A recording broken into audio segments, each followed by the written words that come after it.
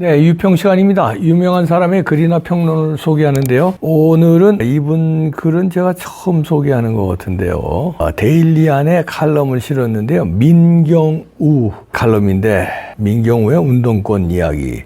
대한연대 상임대표인데 특이합니다. 이력이 서울대학교 의예과에 합격했는데 입학 후에 학생운동을 위해서 학교 중퇴하고 그 다음에 같은 학교 서울대 국사학과에 입학해서 87년부터 학생회장도 지내고 인문대학 학생회장 그리고 범민련 조국 범민족대 연합 있죠. 이런데 아주 좌파운동을 세게 했는데 그다음에 이제 전향을 했는지 아니면 조국과 문재인 사태를 보면서 마음을 바꿨는지는 알 수 없습니다만 데일리 안에 보수 색채 그래도 저같이 꼴통 보수는 아니고요. 하여튼 그렇게 말이 좀 넘어왔다 이렇게 볼 수도 있습니다. 제목이요. 양당 체제의 파열 조짐 보인다 이런 글인데 보수 우파의 전통적 글하고 조금은 다룰 수 있는데 그래도 의미가 있습니다. 그래서 제가 소개해 드립니다. 부제목 보니까요. 국힘 보수 강경파 영향력 강화, 국힘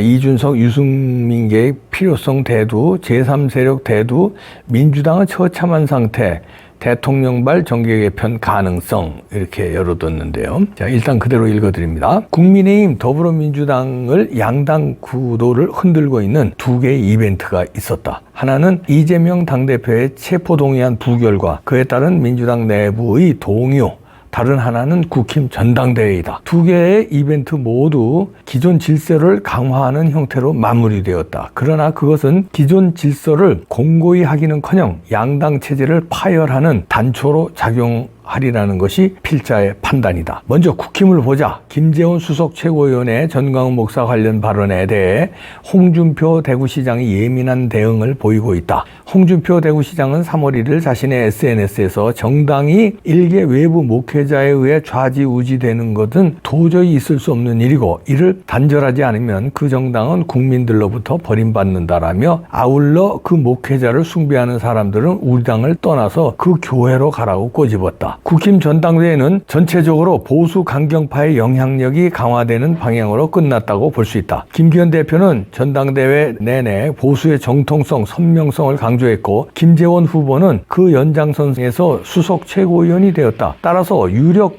대선 주자인 홍준표 대구시장의 발언은 하나의 해프닝에 대한 문제 제기라기보다 당의 정체성을 묻는 것으로 볼 수 있다. 다음은 이준석 전 당대표 문제이다. 이철규 국민의힘 사무총장은 3월 24일 MBC 라디오 김종배의 시선집중에 출연해 이준석계 유승민계라고 해서 공천에서 무조건 배제한다면 그것은 공당이 될 수 없고 바람직하지 않다고 말했다. 사실 국힘 전당대회에서 대통령의 선거 개입이 노골적으로 진행되었다. 선거 개입의 방향은 이준석 유승민계였다고 볼 수 있다. 심지어 이철규 사무총장은 대통령의 선거 개입을 앞장서 진행한 바 있다. 그런데 그가 이준석 유승민계의 복원 퀘스천마크를 시사하는 발언을 한 것은 의미심장한 대목이다. 여러 해석이 있을 수 있지만 필자는 범여권의 안이한 상황 인식으로 본다. 즉 전당대회 이전에는 이준석 유승민계를 제거하더라도 별 영향이 없다고 봤지만 선거 이후 여러 조사 등을 통해 이준석 유승민계를 포용하지 않고서는 총선 대응이 어렵다고 본 것이다. 범여권의 여론 분포는 매우 심각한 것으로 보인다. 25에서 30% 정도의 보수 성향의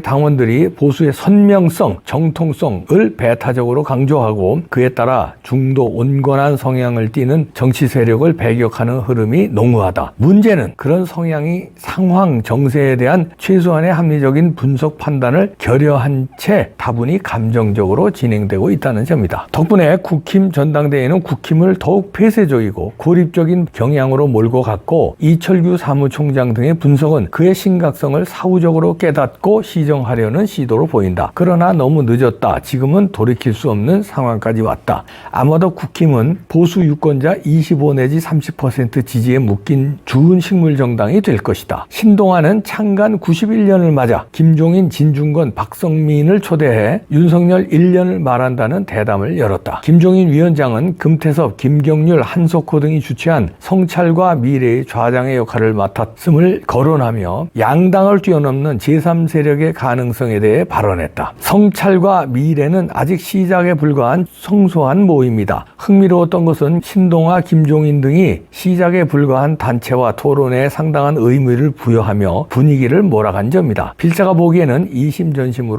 때가 되었다고 보기 때문인 듯하다. 대담에 참석한 박성민 씨는 내년 총선이 1대1 구도로 치러질 가능성 3분의 1, 제3당이 출연하여 제3자 구도로 치러질 가능성 3분의 1, 여야가 분열하여 다자 구도로 치러질 가능성 3분의 1로 보고 총선에서 국힘 민주당 구도가 무너질 가능성을 높게 봤다. 국힘도 문제이긴 하지만 민주당은 더욱 심하다. 이재명 당대표 문제를 처리하는 과정에서 민주당은 공당으로 보기 어려운 기이한 처신을 거듭하고 있다. 따라서 국힘처럼 강성 지지자들의 결집을 가져왔지만 국민 전체로 보면 민주당에 대한 비토 분위기가 커지고 있다. 위 성찰과 미래는 아마도 민주당이 포괄하지 못하는 민주당의 오른쪽 세력을 규합하려는 시도로 보인다. 또 다른 가능성은 대통령발 정계 개편이다. 한동훈, 차출설 등을 넓게 보면 그런 사례이다. 필자가 보기에 대통령과 국힘은 다소 이질적인 세력이다. 윤석열 대통령이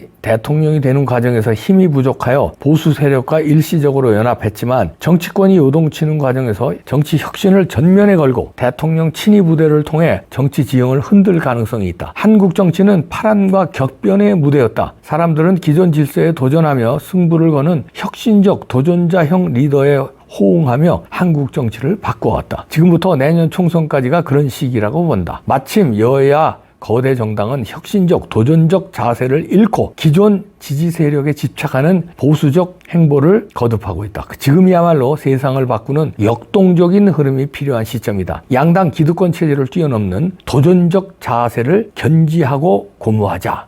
이렇게 썼는데 민경우 칼럼은 제가 처음에도 소개했지만 좌파, 그것도 범민련 소속 좌파에서 조금 넘어왔다고는 하나 완전히 보수 우파로 무장된 사람은 아닙니다. 그걸 전제로 해서 그럼에도 불구하고 이런 시선이 있는데 일부는 긍정적이고 받아들일 가능성이 있어서 이 칼럼을 소개한 건데요. 데일리 안에서도 보수 우파 신문인데 그래서 아마 이 칼럼을 실었을 겁니다. 한마디로 쉽게 얘기하면 정계 개편이 이루어질 가능성이 크다는 거예요. 총선 전에. 그럼 민주당은 민주당대로 찢어지고 국힘당은 국힘당대로 찢어진다는 건데 민주당 찢어지는 거는 불보듯 뻔합니다. 왜냐하면 다른 건 몰라도 선거법 위반으로 몇 달 내에 결판 날 것 같아요. 그러면은 금배지 떨어져요. 옥중공천하고. 그건 좋은데 민주당 전 재산이 날아가요. 428억을 토해내야 돼요. 그러면 돈 없는 거지정당에 남아있을 국회의원들 별로 없다. 그리고 거기에서 내년 총선을 바라볼 사람들 이재명 계를 빼면 나머지는 도망갈 가능성이 크다. 벌써 그런 움직임이 있다는 거고요. 자, 이제 문제는 국힘당 아닙니까? 저쪽 당이야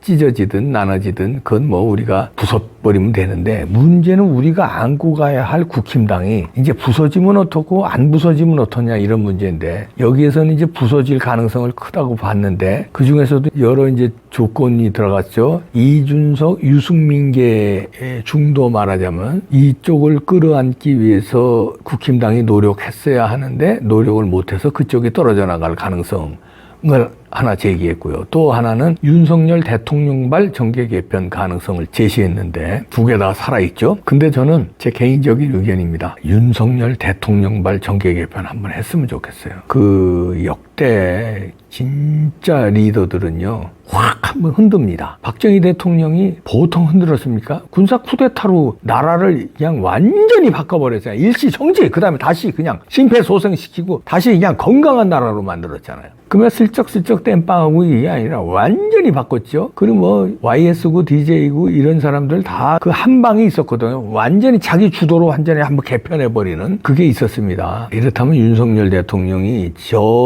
지금 국힘당 정체성 모호하고 우파 노선을 견지하면 극우 꼴통이라고 몰고 지지율 떨어진다는 소리나 하고 비겁하게 자기 목소리 냈다가 국힘당이 시끄러우면 목소리 바로 자유민주주의 기치를 내걸었는데 소신을 접고 깨갱하고 저 정당에서 이재명 저 범죄자들 집단과 싸울 수 있을까요? 참고로요, 강력팀, 깡패 잡는 강력팀은요, 깡패 비슷합니다. 마동석류예요. 왜냐면 깡패를 잡으려면은 싸워서 이겨서 수갑을 채워야 되는데 얻어 터지고 도망이나 가고 그럼 깡패 잡겠습니까? 조폭 잡겠어요? 못 잡아요. 그러니까 이재명을 잡으려면요, 이재명 정도의 범죄자는 아니지만 그 정도의 깡과 그 정도의 집념, 이게 있어야 돼요. 그러려면 윤석열 대통령 정도는 돼야 잡아요. 지금 국힘당 사람들 가지고 못 잡아요. 윤석열, 한동훈, 이원석 정도는 돼야 잡아요. 그러려면 지금 국힘당 그대로 여기서 총선 앞두고 또 뭐 유승민도 좀 받아들이고 또 이준석도 받아들이고 이렇게 해서 대충 섞어서, 왜냐하면 외연 확장이 중요하다, 중도 외연 확장이 중요하다, 플러스 정치를 해야 된다, 여기서